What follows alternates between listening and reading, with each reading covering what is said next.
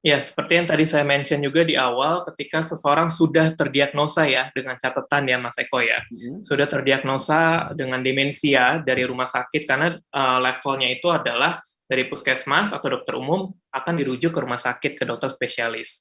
Nah, apabila dokter spesialis ini menyatakan adanya terdiagnosa demensia, maka kita dari keluarga sampai sekarang belum ada obat untuk menyembuhkan.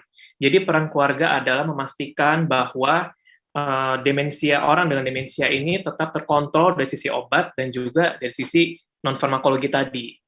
Jadi bagaimana kita mengupayakan memberikan perawatan dan pendampingan. Nah, untuk hal ini yang menjadi titik beratnya nih buat keluarga Mas Eko, karena ada beberapa keluarga yang masih denial atau yang masih nggak percaya gitu ya, nggak mungkin lah orang tua saya udah pikun ataupun ada demensia, nggak mungkin lah. Terus yang kedua, support system dalam keluarga. Ada keluarga yang ketika ada satu terdiagnosa, yang lain semuanya langsung ngerubung, saling support. Tapi ada juga keluarga yang lepas tangan semuanya. Akhirnya hanya berfokus atau enggak bertitik berat ke salah satu anggota keluarga untuk merawat. Ini jadi dilema juga sih di keluarga sebetulnya.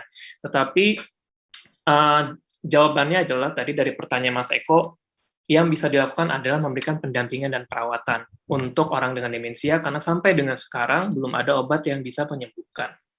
Baik. Tapi memperlambat fungsi penurunannya. Artinya harus ada kemakluman dari kita pihak keluarga dan support untuk beliau yang mengalami Mr. Mike ya. Jangan lupa subscribe, share, komen, dan like ya.